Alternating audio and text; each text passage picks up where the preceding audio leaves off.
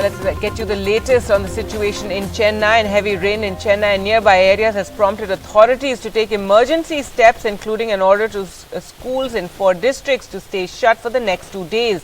The National Disaster Response Force has been called in to assist in the rescue work. This is the heaviest rainfall on record since 2015 and has been caused by the northeast monsoon. Schools and colleges in Chennai and 3 other districts have been ordered to stay shut. Most government offices will remain shut as well. Chief Minister M.K. Stalin appealed to private firms to announce a holiday to allow employees to work from home. And Prime Minister Narendra Modi tweeted that he had spoken to the Chief Minister and assured him all support from the centre in rescue and relief work. So a school rain holiday for schools in at least 14 districts, in fact in Tamil Nadu, due to the heavy rain. Well, let's go across to Sam Daniel now for more. And Sam, what are the reports that you're getting? Is it still raining? Also, water had to be released from some of the reservoirs in the region. That's right. Even as we speak, Gargi, water is being discharged from at least 3 reservoirs, including the Chambarambakam Lake, the discharge from where in 2015 the excess discharge and heavy rains at that time had led to massive floods. And as we speak, over the last 6 to 7 hours at least, Chennai has not been receiving heavy rainfall. Met Office says 6.6 centimeters of rain compared to the 20 centimeters yesterday, and that's a kind of a respite because the waters were able to reside. If we can show the situation on the main road here, the roads are clear, not much of water logging, and that's the situation in large areas. But there are many low-lying areas like this stretch called the Sitambal Road at Alvarpet in Chennai, a low-lying area. The entire stretch is still flooded because there's no way the water could drain. And this area is very close to the Chief Minister's residence. And here you have up to ankle to knee-deep water, local people say, when they walk inside. And still there are many areas like Madipakam, Kolattur, they are still waterlogged, and the authorities compare yesterday's 20 centimeter rain to the situation in 2015. They say but for the prior arrangements in terms of desilting, in terms of clearing the stormwater drains, yesterday they say Chennai could have come to a standstill, although it was flooded yesterday. But today, since there's not much of rain, authorities say that even the remaining water would recede. They have deployed more than 500 giant motor pumps to flush the water in these low-lying pockets. 6 subways have been shut, traffic diverted. As you said, schools and colleges will be shut for 2 days in Chennai, and at least 14 districts where there is a heavy to very heavy rainfall warning. Schools have been closed, including Tanjavur, Tiruchi, Namakkal, Nagapattinam, and other districts like Tiruvallur, Chennai, neighbouring Kanchipuram. And since there is a forecast for heavy to very heavy rainfall, there is again a huge alert everywhere to make sure that authorities are on standby to attend to any kind of situations like yesterday. Authorities say they are fully prepared, and at least 1.5 lakh food packets, they say, have been served to people in many low-lying areas in Chennai. Although 42 relief camps were activated yesterday, only in 6 camps authorities say people chose to stay as the rain stopped last night.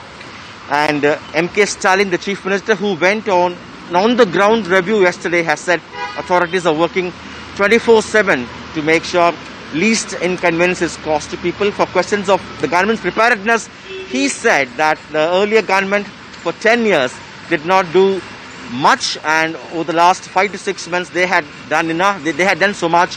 At least 50%, he said, they have cleared, and to that extent he is satisfied, and that after the rain they will be able to clear the remaining work as well. To give you a sense of how the unexpected rain yesterday had brought Chennai to a state of complete flooding, even waters entering into homes, here is the report we had filed yesterday. Chennai is flooded as 21 centimeters of rain pounded the city through the night till 8:30 this morning. The trigger, a cyclonic circulation over the Bay of Bengal. Water entered several homes. At Egmore, in the heart of Chennai, there's ankle-deep water inside Vidya Reddy's home. Her mother on oxygen supply, literally in water. From the hall to the kitchen, there's water everywhere. The first thing we did was move her oxy concentrator and portable oxygen a little higher so it doesn't get affected because we'll be in really deep trouble if that does get affected. And we're even worried about, her feet being constantly in water. So we have it now on another chair. Water is being discharged from 3 lakes around Chennai that are almost full, including the Chembarambakkam Lake. It's the sudden excess discharge from here that had led to Chennai flooding in 2015. The NDRF has been deployed in 3 districts. This once again brings back questions of the Chennai Corporation and the Tamil Nadu government's preparedness. But officials point out that the underground drainage system can carry only a particular volume of water, and when the rain exceeds something like this, beyond 20 centimeters, we'll have to wait for the waters to recede, and that will happen fast only when the rain stops. Chief Minister M.K. Stalin reviewed the situation on the ground. 160 relief camps have been set up. 500 heavy-duty pumps deployed to flush out water. A 2-day rain holiday has been declared for schools and colleges in Chennai, Kanchipuram, Chengalpattu and Thiruvallur. சென்னையில் குறிப்பாக 24 மணி நேரத்தில் 20 சென்டிமீட்டருக்கு மேல் மழை பெய்திருக்கு. இது அதி கனமழை ஆகும் என்பது குறிப்பிடத்தக்கது. அதனால தான் இப்போ வந்ததுக்கு பிறகு நாங்கள் செய்ய ஆரம்பிச்சிருக்கிறோம். அதில் ஒரு 50% எங்களுக்கு திருப்தி நாங்கள் செஞ்சதில்லை. இன்னொரு 50% செய்ய வேண்டியிருக்கு. நிச்சயமாக மழை முடிஞ்ச பிறகு அந்த பணியை நிறைவேற்றும். The Met Department has forecast heavy to very heavy rainfall tomorrow too. Authorities hope the city would get some respite tonight. In Chennai with Suresh, Sam Daniel, Find TV. All right, let's now focus on air pollution in Delhi. And Delhi NCR continues to suffer air pollution crisis, with the air quality staying in the severe category. While pollution had peaked in the NCR a day after Diwali, the air quality has deteriorated since the start of November because of the colder weather, local emissions and farm fires in neighbouring states of Punjab and Haryana. In fact, the impact of farm fires on Delhi pollution has increased today to around 48%. Let's go across to Sonakshi for more on this story. And Sonakshi, another smoggy morning for Delhi. What more can you tell us? Well, good morning, Gargi, and yes, it is another smoggy morning for Delhi, and the 4th day that it continues to be covered in a blanket of smog, and a 4th day that it continues to be one of the top 10 polluted cities in India. The city that actually tops the list is Gurugram, but Delhi is also in the top 10, and I am actually coming to you from the south of Delhi, one of the central locations here on a flyover, to give you a shot, to give you a view of what the city looks like this morning. Of course, the AQI at this moment, if I can show you on the app, which is the SAFAR app, the India Air Quality Service, the AQI at the moment in Delhi stands at 432. And the PM 2.5 levels is also at severe. So basically, to simply break it down to the viewer, we are in the red category for the 4th straight day. It's been 4 days since we celebrated Diwali, and the violations were flouted despite a cracker ban. Now this has only affected the city and the people. But joining me right now are the most important voices that I can bring to you at the moment of school students, one of the most active members of the society, students who are just heading to school right now, and I want to understand from them how the rising pollution, the air emergency around us is actually affecting somebody who have to now wake up every morning and head to school now that schools have reopened. ये जो pollution बढ़ रहा है, as a student आपके ऊपर ये कैसा effect हो रहा है? आपका नाम? एक्चुअली मेरा नाम दीपिका है, और हम लोग काफ़ी दूर से स्कूल आते हैं, तो हम रास्ते में आते हैं, हमको काफ़ी ज़्यादा प्रॉब्लम फेस करनी पड़ती है। ऑनेस्टली पहले तो ठंड इतनी है, ऊपर से अभी स्मॉग हो रहा है, तो पॉल्यूशन की वजह से हम लोग चश्मा वियर करते हैं, हमारी आइज़ पे बहुत ज़्यादा इसका इफेक्ट पड़ता है। हम लोग नॉर्मल वैसे रहते थे तो ठीक लगता है, बट ऐसे सर्दियाँ जैसी आती हैं और साथ में जो स्मॉग बढ़ता है फेस्टिवल्स की वजह से, आँखों पे सबसे ज़्यादा इफेक्ट पड़ता है। ब्रीथ में एक तो अब मास्क कैरी वियर करना भी कंपलसरी है, सो उसमें भी बहुत ज़्यादा दिक्कत होती है। मास्क ऊपर से कैरी करना, ऊपर से ब्रीथ में काफ़ी सबसे प्रॉब्लम होती है। हम दूर से आते हैं, ऊपर से चलना भी पड़ता है काफ़ी, बस स्टैंड से लेके स्कूल तक जाना पड़ता है, तो उसमें सबसे as a school student, as a youth of this country, आपको क्या लगता है क्या होना चाहिए? एक्चुअली इतने सालों से वही कंटिन्यू चलता आ रहा है, पॉल्यूशन हर बार सोचते हैं कि क्या पता इस बार कम हो जाए, बट पॉल्यूशन का सेम ही चीज़ है। और मोस्टली हमारे दिल्ली आसपास के जो स्टेट्स हैं, हरियाणा, पंजाब, इनकी वजह से यहाँ पे ज़्यादा पॉल्यूशन होता है। क्रॉप्स जो जलाई जाती हैं बाद में, तो मैं चाहती हूँ कि सरकार को कुछ तो ऐसे एक्शंस लेने चाहिए जिससे ये चीज़ खत्म हो, या फिर So a young student voice, the youth saying that steps must be taken, action must be taken in order to ensure that strict measures are taken to ensure the control of the pollution and the air emergency, because they are of course the ones most impacted by this. And remember, it's important to remind our viewers that doctors and experts have re-emphasized that patients who have difficulties in breathing, especially those asthmatic, will be the worst impacted out of this air pollution crisis. Right, absolutely, Sonakshi, and thanks so much for getting us those young voices. And it's true, it's for years that we've been talking about the pollution problems in the national capital, but every year we're faced with the same crisis. Well, we're now joined by Vidyut Mohan, whose company Takachar won the Clean Our Air Prize at the Earthshot Prizes for creating a portable machine which turns agricultural waste into fertilizer. A possible solution to the stubble burning. You heard those young girls also talking about stubble burning problem. He even met with the Prime Minister Narendra Modi in Glasgow at the Climate Summit. Thank you so much for joining us this morning, and tell us about this machine and what inspired you. Thank you so much for having me. So at Takachar, we have developed small-scale, low-cost and portable equipment that can process agricultural and forest waste like rice straws or rice husks, coconut shells, sugarcane trash, etc. that are usually burnt in the open into valuable products such as fuels and fertilizers, thereby also reducing air pollution associated with the open burning of these waste, but also creating livelihood opportunities in rural communities. So this is something that you hope will help, if we can get this to Punjab and get it accessible for farmers there, that this is something that can help stop the farm fires that we're seeing every year? Well, that's what our endeavor is at the moment, and we've started a pilot in Haryana right now that uses rice straws, and we'll be conducting that pilot over 1 year and seeing how we can develop a scalable model in this region to utilize these rice straws productively. And what inspired you to create this, find this solution to the farm fire problem and the agricultural waste problem? Well, I'm from Delhi, so I've, like everyone else, I live through the smoke and the pollution, and myself, my friends, my family, I mean, we get affected by it health-wise, so it's something that's personal to me as well. So, being a biomass technologist, this rings very close to home, so that's what inspired me to work on this.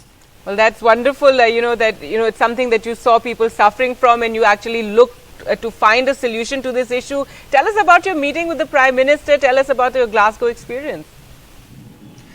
My time in COP was very, very, very productive. Managed to meet with a lot of stakeholders that can help scale up our solution. I also managed to meet with the Prime Minister. It was a very short meeting for about 2 or 3 minutes. He was quite curious to know what our solution is all about and had a lot of questions regarding the technology, how farmers are reacting to it, where are we manufacturing it, and what would it need to scale the solution. So what now? Have you had a lot of interest? How are you going to now scale this up? And there has been some solutions to the farm fires. We're told every year that farmers can give the waste here and there, and it can be converted, but it still doesn't happen because for farmers, even transporting that little bit, even a little bit of cost gets too much for them to bear, and that is where we have to find some kind of a solution, that's something that's easily accessible to them, something that, and in this machine, you're saying it's something that will actually be useful and they can actually have a profit out of it?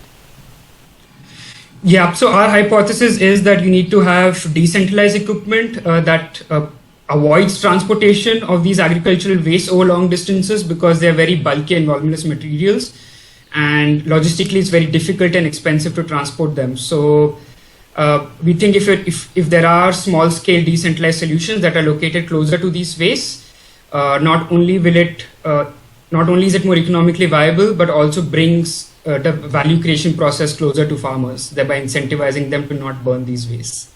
All right, and finally, how tell us your plans going forward. So have you had a lot of interest? How are you going to scale up now? Yes, we've had a lot of interest over a very short period of time. So we are trying to now plan our way forward. But we do have a couple of pilots running right now in northern India and one in southern India, and using different kinds of agricultural wastes. And the plan now is to lay a solid foundation in those pilots so that we're able to develop a replicable model and then use that to scale across these regions. All right. Well, Vidit Mohan, thank you so much for joining us here on NDTV, and all the best. Thank you so much. Thank you. Now, Maharashtra bagged the Inspiring Regional Leadership Award from under 2 Coalition for Climate Action and became the only Indian state to win one of the 3 awards by U2 in Scotland. Aditya Thackeray, Maharashtra's Environment Minister, received the award on behalf of the state. This state is sort of wanting to lead the way in India for climate change. Thankfully, the Chief Minister is a passionate wildlife enthusiast. He's a passionate conservationist, Mr. Uddhav Thackeray. And he's given us the ability to dream of a better future, for a greener future. We've started with a movement called Maji Vasundhara. The Maji Vasundhara really means my planet. And we're focusing on the traditional 5 elements of nature. All right, some very disturbing news emerging from Sukma in Chhattisgarh, where 4 CRPF Jawans have died and 3 are injured, and this after a fellow Jawan opened fire on his own the personnel, his own fellow personnel, and 4 CRPF Jawans have died and 3 are injured in this incident of fratricide, as it's called. Let's go across to Anurag now for more. Anurag, what are the details of this incident? Gandhi, we just spoke to a few officials, but so far they have just told us that 4 Jawans of the CRPF 50 Battalion killed and 13 injured in a case of fratricide in the CRPF camp in Maraiguda police station camp of Sukma. Jawan had opened fire at the camp, and this has happened early in the morning. The name of the camp is Lingalpalli, which comes under Maraiguda police station at around 3 a.m. in the morning. And the 7 injured personnel were immediately rushed to Bhadrachalam area for first aid, and then they have referred to a hospital in Hyderabad, Gargi. All right, so that is the information. Very, very disturbing, Anurag. You know, we do have incidents like this, from time to time over the years, and called incidents of fratricide. Usually it's due to some sort of, issue, frustration, not getting leave that causes us, such a terrible and tragic incident to take place of a Jawan firing on his fellow Jawans. Yes, Gargi, but so far we have heard, that Jawans not getting proper leave or some kind of, unhappy with their superior officers, and that's why they have opened fire. But this time as of now, we don't know the reason that why this has happened. So we can tell us, our viewers, after a few minutes that exactly what was the reason why this one has opened fire, Gargi. Welcome back. The Punjab government has announced a decrease in petrol and diesel prices by 10 rupees and 5 rupees respectively ahead of assembly elections in the state. The move will cost the state exchequer 1,000 crore annually. Punjab सरकार ने अज बड़ा फैसला लेके petrol दे rate असी 10 रुपये घट कर रहे हैं। आज ही रात तो 10 रुपये 5 रुपये डीजल दे रेट अज तो ही रात तो असी घट कर देंगे, जेड़ा के पिछले 70 सालों दे विच कदे मैं सुनिया नहीं कि इन्ना रेट भी कदे घटिया होवे या कदे इन्ना रेट वधिया। ये जिहड़ा घटाया है ये डीजल ते 9.92 वैट घटाता है परसेंट एंड जेड़ा पेट्रोल है ये 13.77 रह जाऊगा। Effectively VAT on diesel will be 9.92 and petrol will be 13.77 effective midnight tonight. आज 12 बजे तो The BJP will be contesting all 117 seats in Punjab in the upcoming assembly elections in the state next year. In 2017 assembly polls, Congress had won an absolute majority in the state by winning 77 seats and ousted the Akali BJP government after 10 years. Punjab के party के प्रदेश अध्यक्ष जी के द्वारा आने वाले समय में Bharatiya Janata party Punjab में सभी सीटों पे चुनाव लड़ेगी। इस तैयारी के साथ सारे विषयों को वहां पर रखा गया।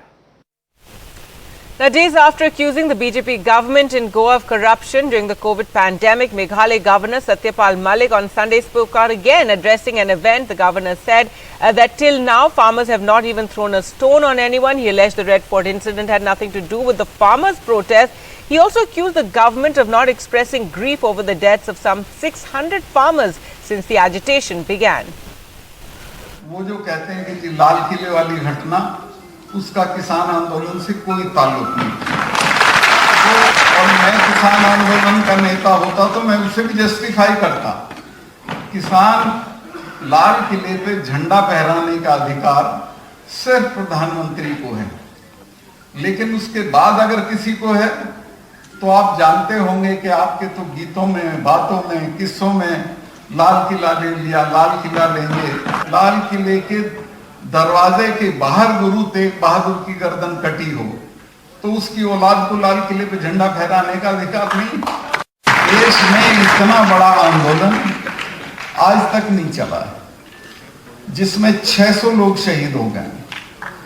कुतिया भी मरती है तो दिल्ली के नेताओं का शोक संदेश जाता है, लेकिन 600 किसानों का प्रस्ताव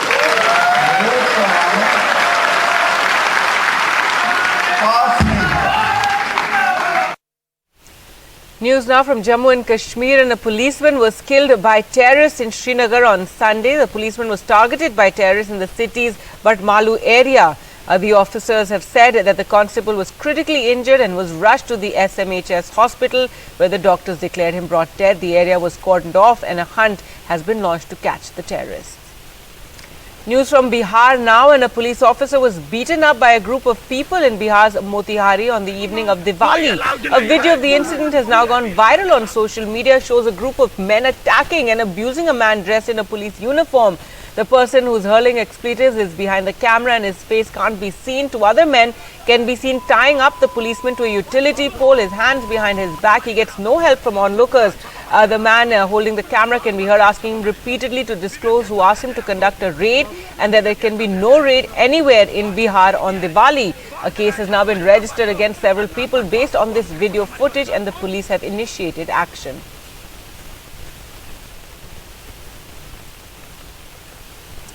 News now from Tripura, and the police there have now asked Facebook, Twitter and YouTube authorities to provide details of over 100 accounts from which various fake and provocative posts were made in connection with the incidents in Tripura after the communal violence in Bangladesh.